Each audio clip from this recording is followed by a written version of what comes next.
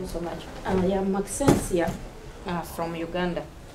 I'm one of those persons who chose to speak up about my status. A widow for 15 years and living positive with HIV. And this is what they call positive living. Because I serve my church, the Catholic Church. Maxensia, why don't you turn around? I turn around like this. Here I am. I'm proud to have served my country as a politician. I'm the national women leader of the Democratic Party, despite my status. Secretary Council of the Leyte, Kampala Archdiocese, and I'm a human rights and HIV AIDS activist. I founded a community-based organization in the Rubaga division, which is called Lunguja Community Health Caring Organization. Rubaga division is in Kampala district. For the past 6 years, we have voluntarily been offering treatment, care, and support to the people who are infected and affected by HIV. I was once a facilitator. I was invited to be a facilitator in Ilera.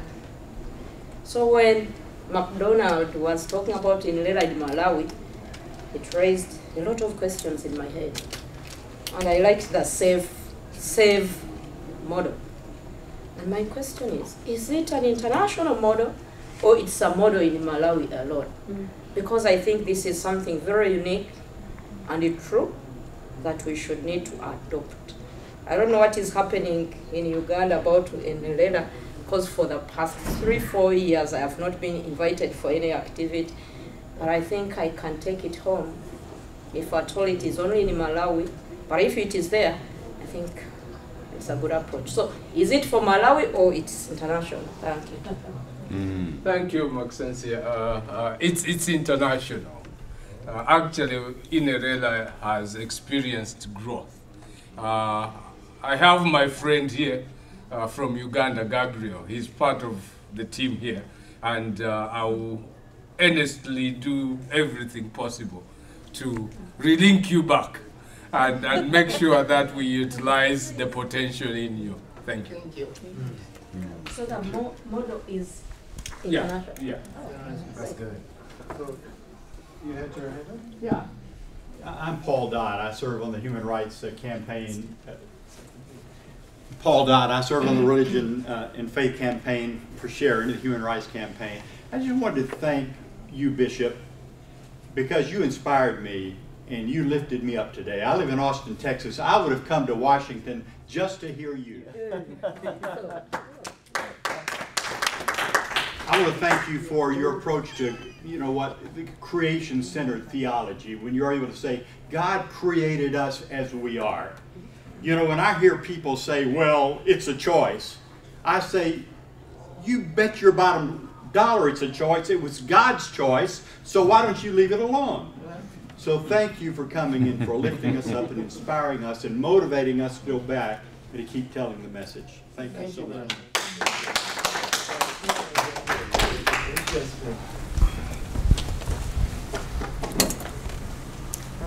Dr. Edith Kayode Yasira is my name. I'm a consultant physician from Nigeria. This is my first time. I should come out. Yes. Please. Unfortunately, we don't have a microphone. I said Dr. Edith Kayode Yasira is my name. I'm a consultant physician from Nigeria. I belong to a faith-based organization called the Church of God Mission International. This is my first time at the pre-HIV conference. I've been listening to all that has taken place today. I want to say here that I belong to an organization, the church. And back home, the church is doing a good job transforming lives and turning men into righteousness. So I come from that kind of background. And I came with the hope that when I leave here, there'll be something really tangible to take back home. I came with the hope that faith-based organization, we gather together, depending on what we practice or from the background would come, we should be able to harness them together, then go home and use it to better the lives of our HIV/AIDS patients. But I come here and I listen, I begin to wonder whether the Bible we read in Nigeria is different from the one that is in South Africa, or different from the one that is in America or Europe. That is what I must confess that I've gotten here today. Because when you talk about the issue of homosexuality, lesbianism, and all of that, my own Bible tells me different from what I have heard here today. And I begin to wonder, how do I take this kind of message back home? That we should begin to embrace homosexuality as something we should not condemn as we used to be, that God loves us all. Lesbianism, the same thing, transgender and all. If God loves us all, we must begin to also read the mind of God. What does God say about this situation? How do we react to it?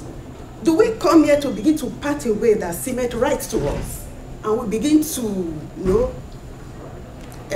quote it with different thoughts like I've heard here today, like our brother here who said, deleting some passages from the Bible that does not apply, then the one that applies, you take it home. So for me, it's a lot of confusion, and I don't think I'm happy with that.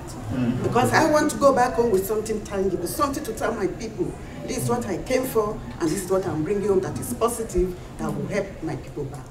So I think that should be applied.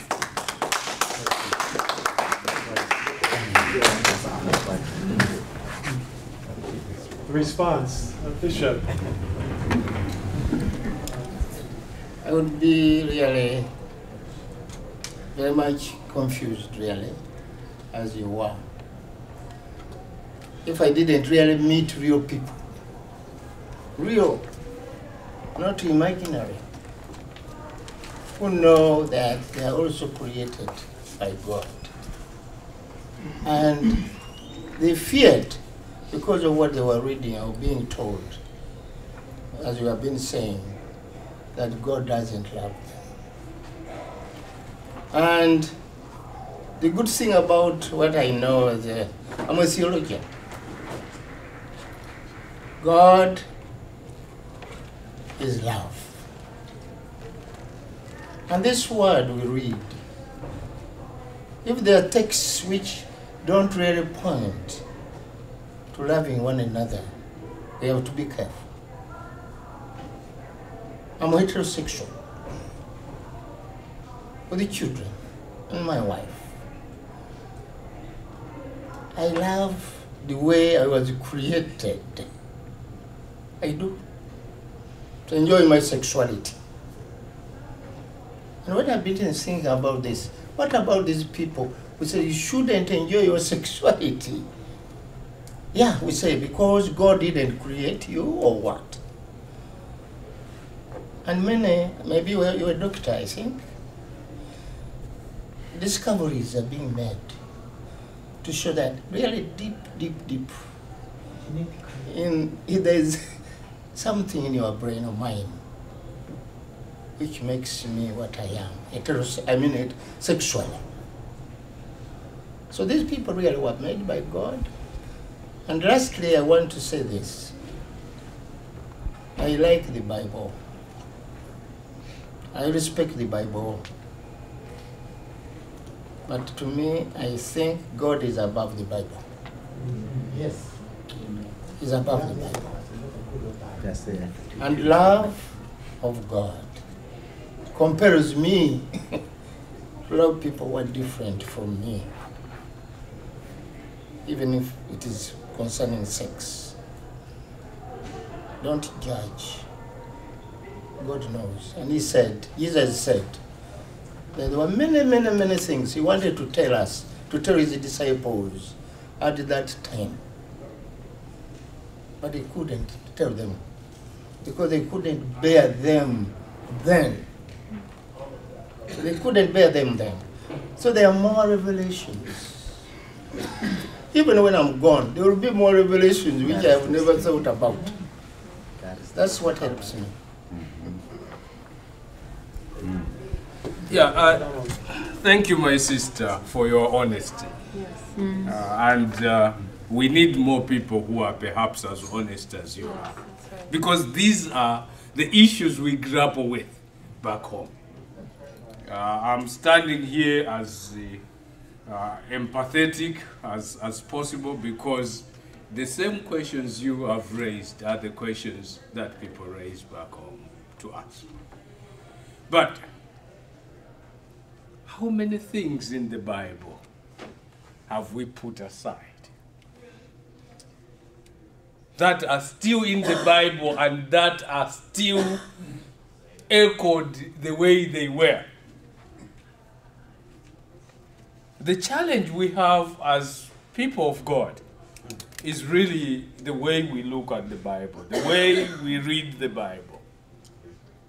Whether we allow God to speak to us, or we speak to the Bible, or we speak to God and think we are God. Oftentimes, I think I sit back and reflect how awesome that book is. But there are often times that when I read some passages there, I think, I say, this is what Paul wanted to tell his brothers who were perhaps too impossible to understand the issues. And then some of us who have had an opportunity to do theological training happened to get privileged to read the Bible from the original context, but at the same time realizing how you can interpret the Bible. In what context are you reading it? So certainly I sympathize with you, but let's keep praying that perhaps God should open our hearts and minds